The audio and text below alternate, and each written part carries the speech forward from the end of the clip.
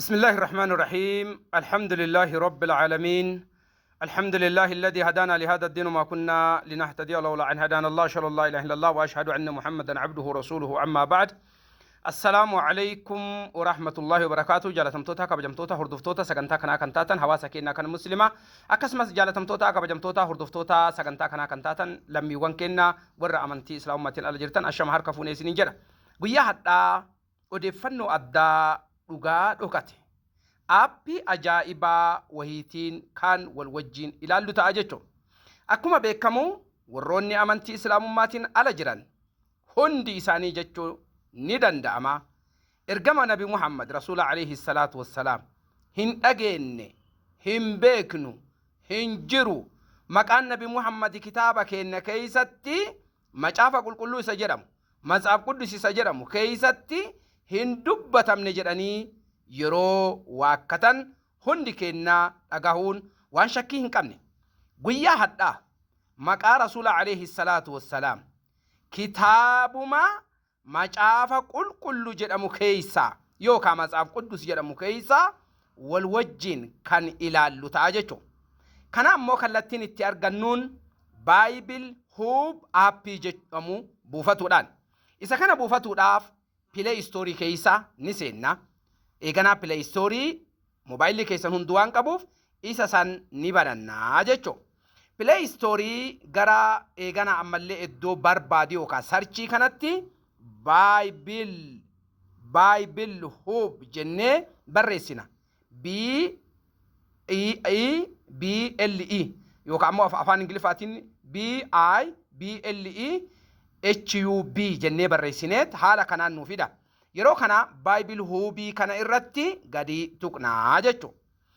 Bible Hub appii kana dura waan buufadheef jecha oopinii qofa naaf fida, keessan ammoo daawunloodii ni taasisa. Yeroo kana amma maal goonaa Bible Hub kana buufannee sana booda oopin bootaa jedhu yookaan ammoo appii sanirra dhandheetiin eeganaa kan tundu ta'a.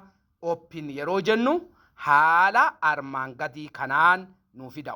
Oopinii kanarratti haala kanaan Bible commentary sermonii topic jedhee isaanan kanneen nu dhiyeessaa jechuudha. Nuti amma kana keessaa kamiin barbaanna jennaan Bible ka jedhu kana barbaanna. Bible ka jedhu kana isa kana gadi tunna. Yeroo isa kana gadi tuqnu maal argannaa inter reference or keywords bootaa jedhu kana gubbaa irratti bootaa sarchii kana irratti gadi tuqnaa jechuudha. Yeroo kana Solomon SOLOMON jenneet 516 jenneet eeganaa gara olaanuun sarchiin illee jira, gara gadaanuun gooyi ka jedhu kun illee jira. Yoo goo kanallee gad tuqne nuu fida, akkasuma sarchi ka jedhu kanallee yoo tuqne nuu baasaa jechuudha. Amma maalirra goon sarchi ka jedhu kana tuqnaa jechuudha. Yeroo waan kana barbaannu intarneetni dirqama. Amma nuu fide Songs of Solomon 5:16 irratti amma 5:16 kana nuu fida. Yeroo inni Songs of Solomon 5:16 kana nuu fidu gara gadaanuun Songs of Solomon jalatti audio cross ref jedhee com Hebrew jedhee dhiyeessa jechuudha. Audio cross ref com Hebrew kana keessa nuti amma Hebrew kana barbaanna. Maaf Hebrew kana barbaanne yoo ka jedhamu taate hubadhaa. Baaybiliidha ka Ingiliffaan jedhamu, matsaaf quddus kan Amaariffaan jedhamu, macaafa qulqullu kan afaan Oromootiin jedhamu, lugaan jalqabaa kan inni ittiin buufame Hibruudha. Lugaan jalqabaa Hibruu fi Aramaayikiidha. Aramaayikiin kan eegana ammallee wangeela yookaan ammoo injiilii yoo ta'u, Hibruun ammoo kan Tawraatii fi akkasuma Zabuuriitii jechuudha. Kakuun moofaan afaan Hibruutiin yeroo buufamu eegana ammallee kan kakuu haarawaa keessa injiil kan ta'e afaan Aramaayikiitiin buufame. Kanaafuu seenaan dhugaa Baayibilii jalqaba lugaa inni ittiin buufame Hibruu san keessa yoo dhandhee barbaadannee jechuudha. Kanaaf sababni nuti Hibruu barbaanneef qooqni jalqabaa kan macaafni qulqullu jedhamu yookaan matsaaf quddus jedhamu yookaan Baayibilii jedhamu ittiin buufame Hibruu waan ta'eef afaan Hibruu barbaadannee Hibruu san irratti gadi tuqnaa jechuudha. Amma iddoo Hibruu jedhu kana tuqnaa jechuudha. yeroo kana maan nu fida his mouth ka jedhullee hiika isaa most sweet ka jedhullee he is all together ka jedhullee lovely ka jedhu amma dubbiin eessa birarti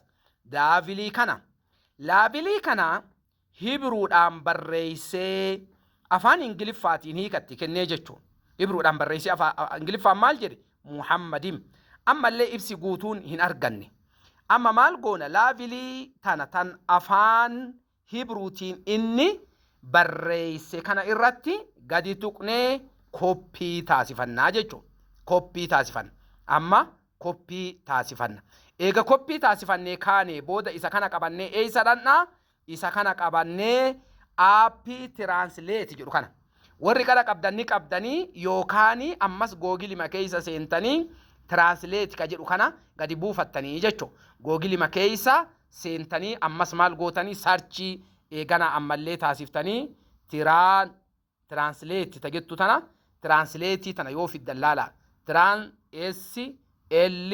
SLATE yoo jettan tiraansileeti ka jedhu kana akkanatti ni barbaaddanii yeroo kana maal isinii fidaa gara gadaanutti Google Translate ta jettu tana jiraala Google Translate ta jettu kana isii tana ni buufattanii andura waan buufadheef uf duuba deebinaa jechuun amma maal goonaree jennaan Translate ta jettu kana irratti gadi tuqna yeroo kana Translate ka jettu kuni afaan ittiin lugaanu ittiin fidannisan bu'uuraa barbaada yeroo akkanaa kan amma Hibruu Oromoo Amaharikii Ingilishii Arabikii lugaan isin irraa jijjiiruu barbaaddan kuni gamanaan argama gara bitaa irratti amma nuk maaliin barbaannaree barreeffama lugaa Hibruu barbaanna waan taateef Hibruu irratti gadi tuqnaa jechuudha Hibruu irratti gadi tuqnee kaanee barreeffama keenna kagamasii koppii goone san finnee irratti gadi qabnee peesti jennaan yeroo peesti jennee maan nuu fidaa isa kana gadi nuu fidee ka'ee arabiffatti yeroo hiikkannu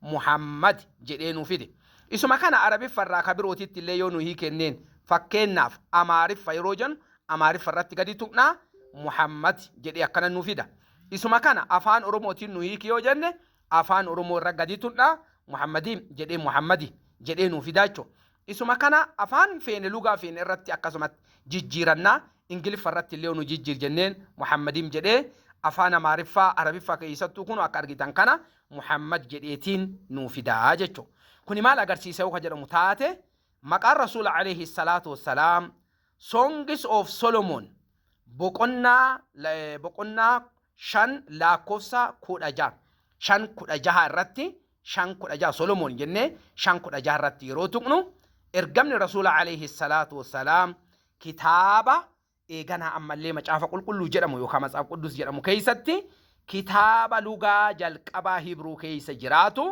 garuu namoonni dhugaasan dhossuudhaaf jecha jaalallee yookaan ammallee wantoota gara garaatitti hiikanii jiranii haa ta'uuti isa kana eegana ammallee Hibruu irratti yeroo dhannu maqaan rasuula alayhi salaatu wassalaam maqamaan kan tuqame kan ibsame ta'uu isaa arganna inshallah ibsa kana kallattiiwwan biroollee karaan ittiin barbaaddan ni jira ka walitti deebinee dhufnu ta'a ammaaf kanumarratti isiniif gabaabsa wassalaamu alaykum wa rahmatullahi wa barakatuh